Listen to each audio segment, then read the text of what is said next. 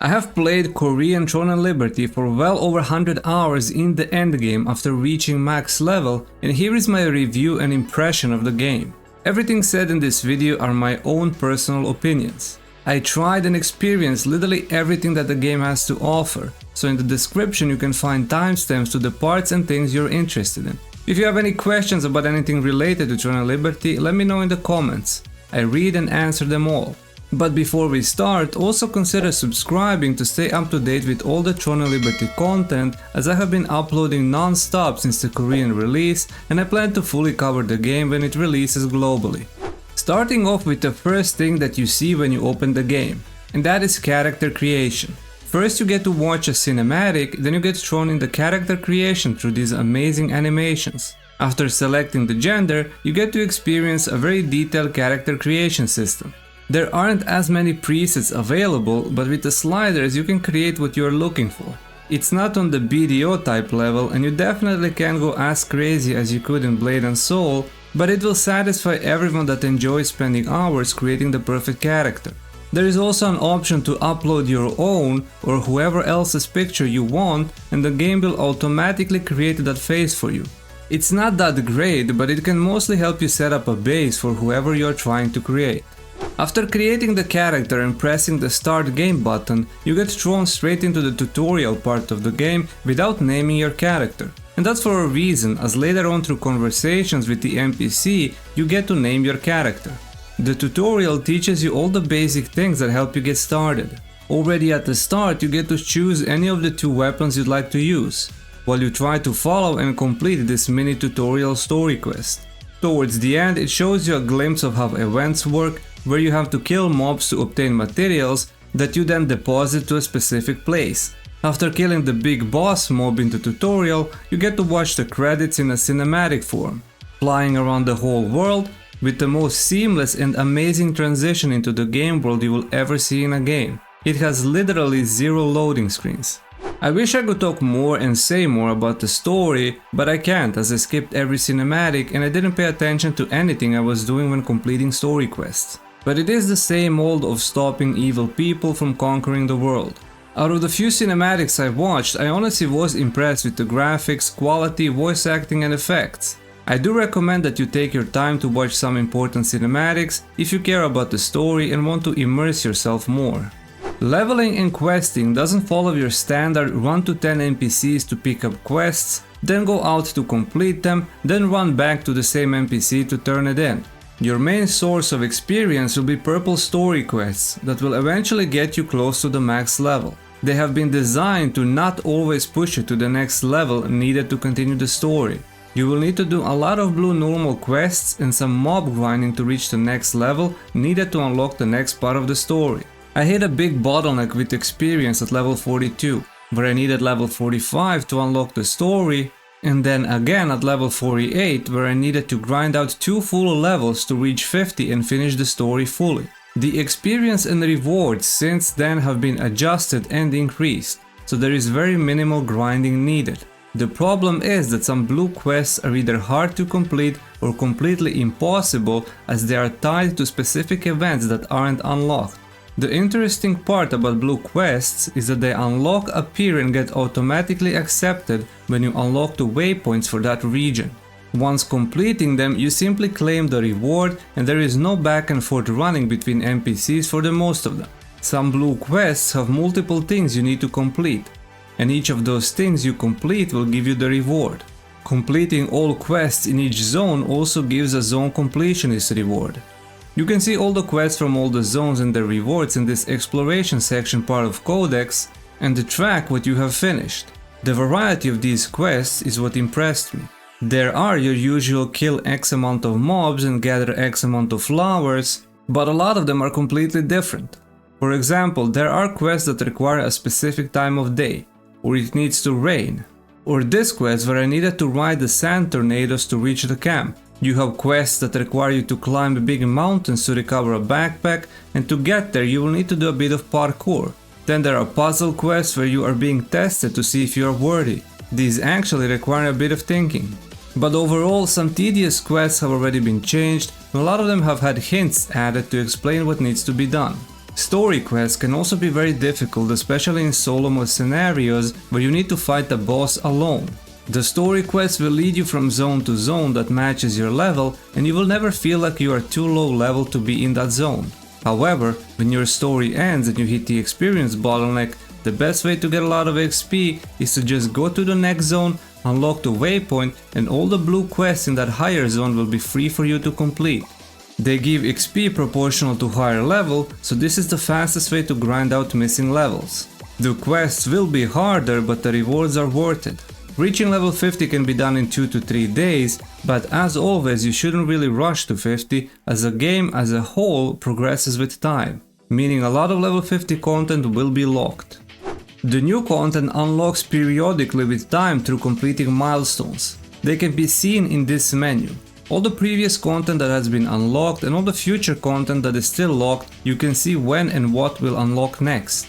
The milestone lasts for 1 to 2 days, and once the timer is finished, those events and bosses are added and unlocked in the next 2 to 3 days. It doesn't unlock instantly upon completing the milestone. This way the game prevents hardcore grinders who reach level 50 in 1 to 2 days from farming high level events and bosses before the majority of the players. By the time level 50 events are unlocked through milestones, most of the player base should be level 50 and able to participate in those events. Dynamic events happen every 3 hours, with the world bosses appearing a few times a day. Opening the map and checking the schedule reveals which events will be active at what time. All of the events that have been unlocked through milestones since beginning are active, but you would almost always want to do the highest level one as it gives the best rewards. Events and bosses can be in peace mode, meaning PvP is off, and conflict mode where PvP is turned on, and you can kill other players to take their event materials. All of the events work the same way. In a specific zone you have to kill mobs, and these mobs drop materials that you then need to turn into an NPC.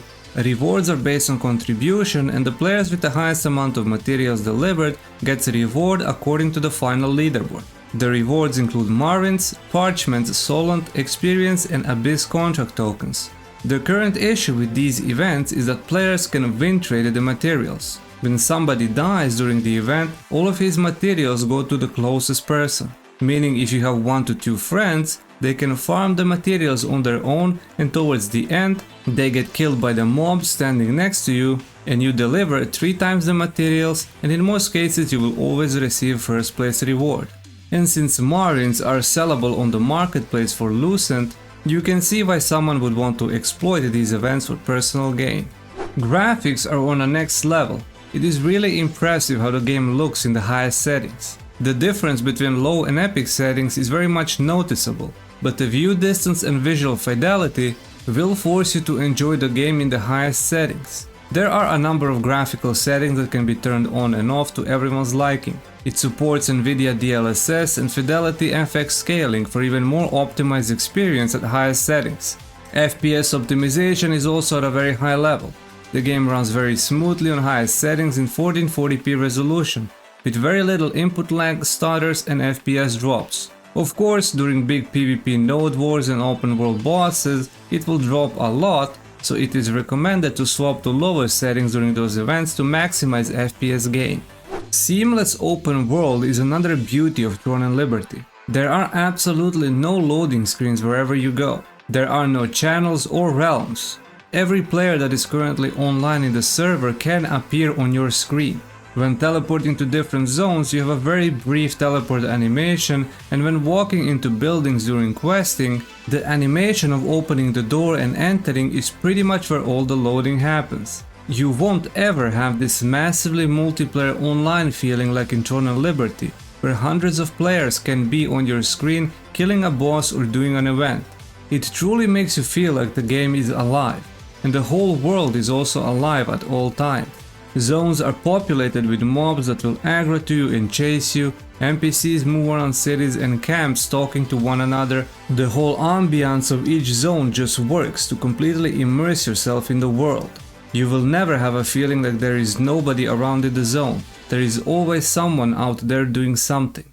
Sound design is also at a very high level. From voice acting in cutscenes to NPC voices, sound of skills being casted and hitting the bosses, The background music that fits each town, each zone and each region, the ambient sounds of forest, desert wind, cold snowy wind and rain all work well in unison to create a very immersive experience for a player. Bosses yell out voice lines when doing big attacks and mechanics, even sounds of opening the menu, obtaining loot, crafting, dissolving, buying, selling, morphing and teleporting. It all just works and definitely doesn't feel cheap. If there is anything Korean developers know how to do, it is sound and music. Combat has always been a big question mark in Throne and Liberty. It went from being very static and slow to being more fluid and faster, where only a small amount of skills require standing still and casting. It was dramatically improved, but some players still feel like it's slow and boring. If you come to Throne and Liberty and expect BDO or Lost Ark type of combat, you're in the wrong game. The combat is more related to World of Warcraft and Arcade, with both classic and action top targeting mode. I have only played in action mode as I simply cannot get myself used to classic mode. It just doesn't feel natural to me and I like to always be able to move my camera with my crosshair. My friend that played World of Warcraft for 10 years said that classic mode is just like WoW. It works and he had no complaints about it, so I'll trust him on that as I have nothing else to say about it. As for action mode, it also works. It's a significant change of pace from let's say Lost Ark, BDO and Blade and Soul, but the game has been designed to have this slower, more tactical pace. You either like it or you don't, but there is a reason why the biggest MMORPGs that are still relevant and alive have slower combat with tap targeting, while all the fast-paced action combat MMORPGs always die out. And by the looks of it, the most anticipated MMORPG of this decade probably, Ashes of Creation, will also follow this exact same combat, cause it just simply works and people like it. There are 3 low-level dungeons at 20, 30 and 40, and these same 3 dungeons also have a harder level 50 version with 3 additional different level 50 dungeons, meaning there's only 6 level 50 endgame dungeons. Different dungeons have different gear pieces it drops, and epic gear pieces have 4% chance to drop. After doing almost 50 dungeon runs, I have only dropped 3 purple gear pieces. The problem is that to get these drops you need to farm dungeons, but you only get rewards from 2 dungeon runs per day. To open a chest at the end costs 300 dimensional contract tokens and daily it recharges 600.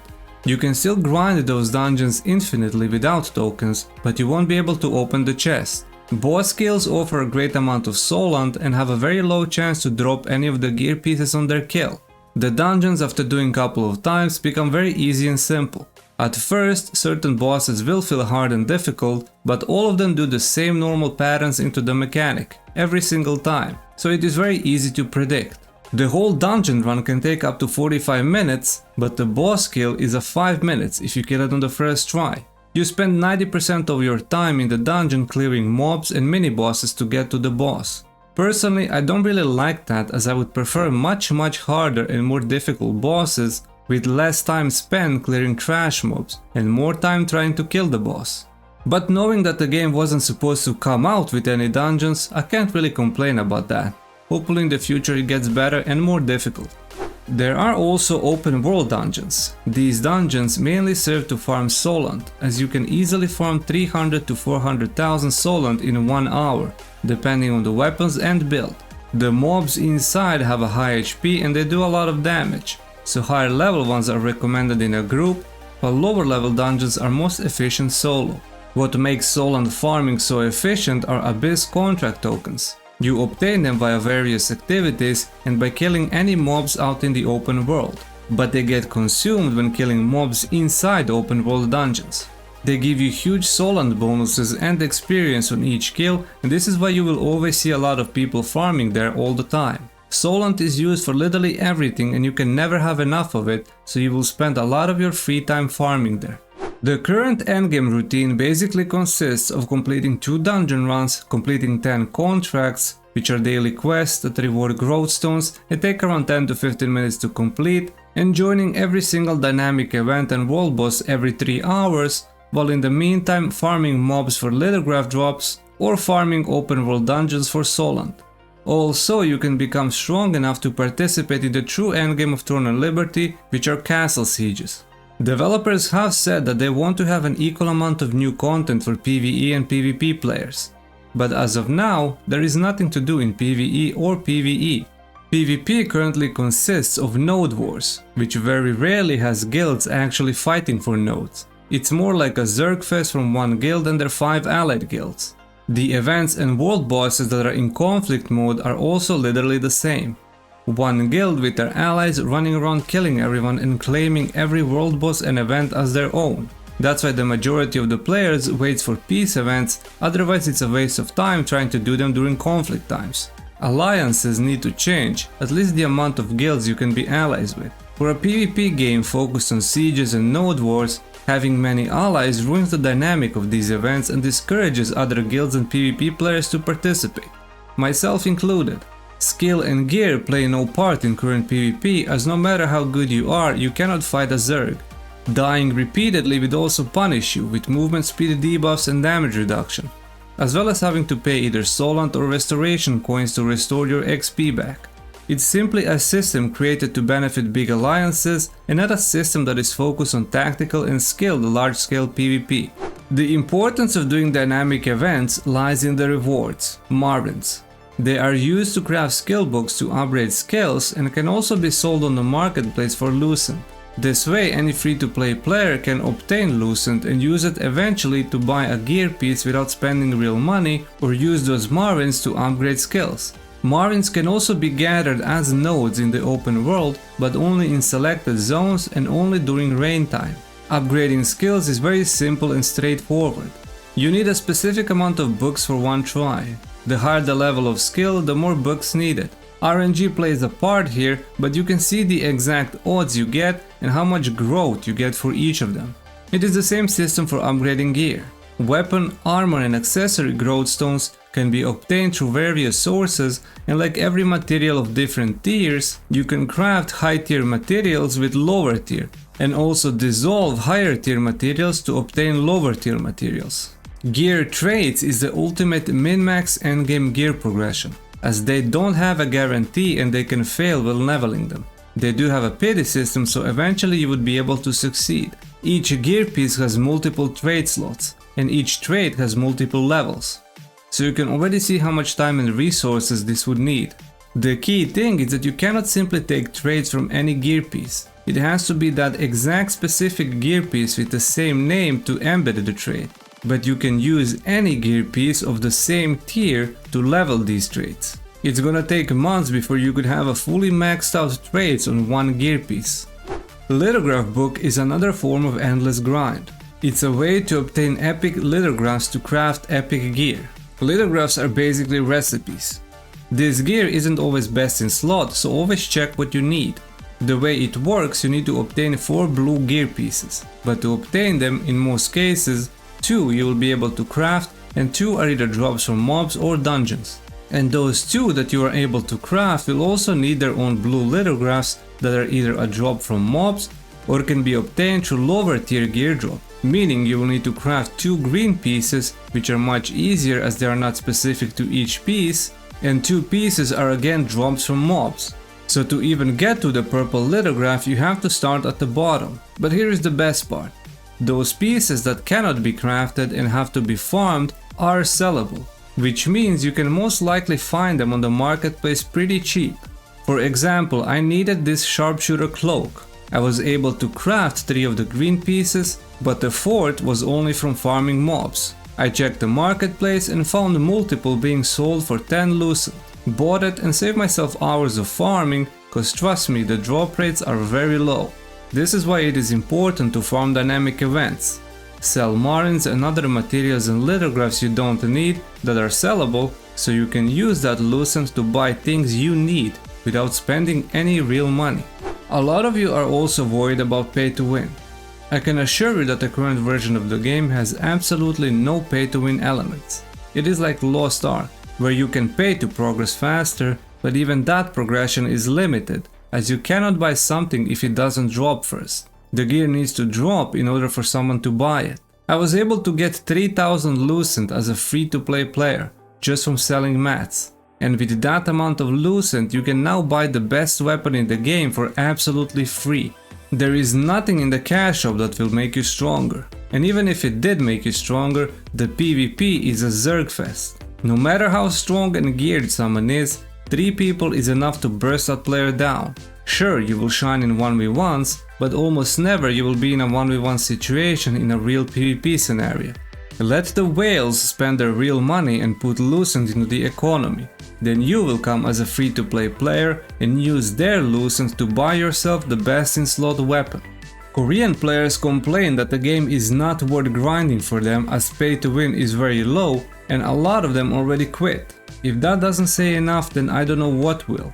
But as always, you are talking about NCSoft, and at any point in time they can simply flip the switch and go full pay to win like they did in the past, so I understand why a lot of Western players are very skeptical. So far so good. We are yet to see how Amazon handles global release monetization. Being in a guild in Throne of Liberty is a must. There are options for solo players, but if you are not in a guild, you will be left behind and you won't be able to do any endgame content that is related to guilds, and most of it is. You have node wars, castle sieges, guild boss raids, boonstones, and also just a way to always have a group of people to do PvE and dungeons without having to rely on random players. Guild system is pretty detailed. You can donate materials or solent to guild for guild coins, which you can spend on guild merchant for various items.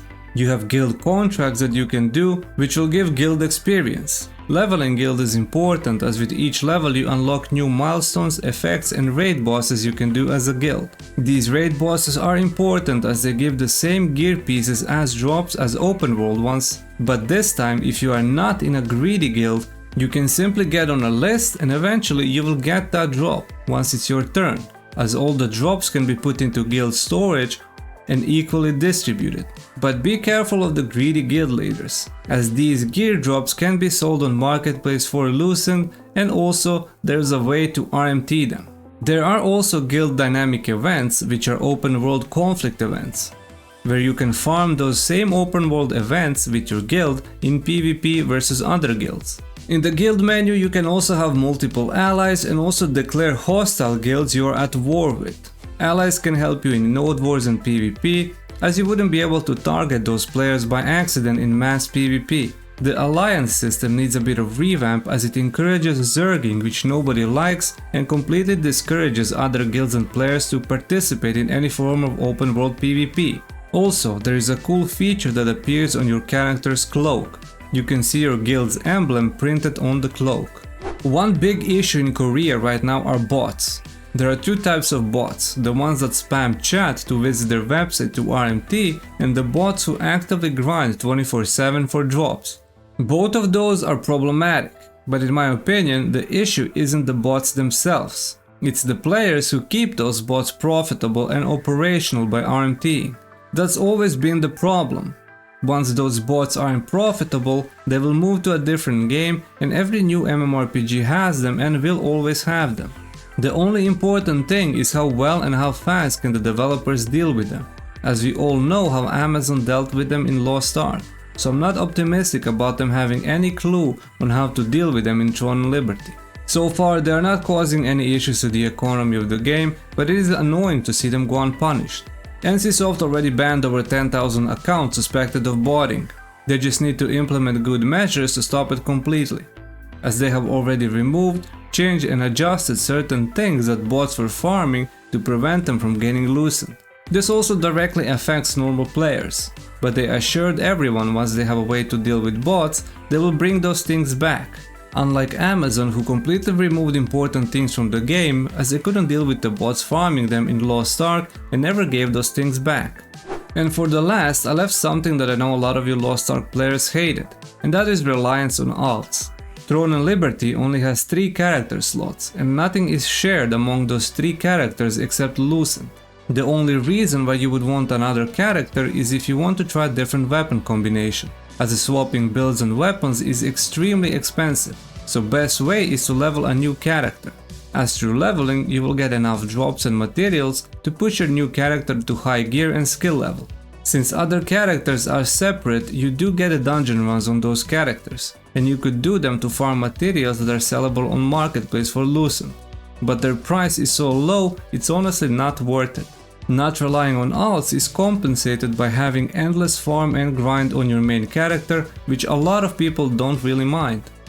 Final thoughts about Throne of Liberty. It is fun, it is enjoyable. It's more towards the social side with a lot of guild activities than it is towards solo play. Endgame loop can become boring for players who expect challenging dungeons. They are not as challenging as in other MMORPGs, but they are not the main part of endgame anyways. There is enough content for both PvE and PvP players, and both of them can progress equally. It is a very grindy game, and most of the time you will spend grinding something. Put on some tunes, watch a movie on the second monitor, or listen to an audiobook. Turn off from the world and enjoy the grind for several hours. It is a game where you cannot really fall behind, as it is grindy and the grind has a lot of RNG elements. Pay to win is minimal, almost non-existent, and as a free-to-play player you can have high endgame gear very fast with a little bit of RNG. Graphics are amazing, optimization is very good even in large-scale events, but the real test will be castle sieges. Combat is exactly what you would expect from a top targeting game with classic and action mode, and World of Warcraft and Final Fantasy players will enjoy it. Other than that, there isn't much needed to be said about the game. It's great, and if you can play it on Korea, give it a try and see how you like it. And if not, hold on tight for the global release, as it might come sooner than you think. Thank you for watching, thank you for supporting the channel. I will continue posting videos and news from the game, so be sure to subscribe and also consider watching some of my other videos appearing on your screen.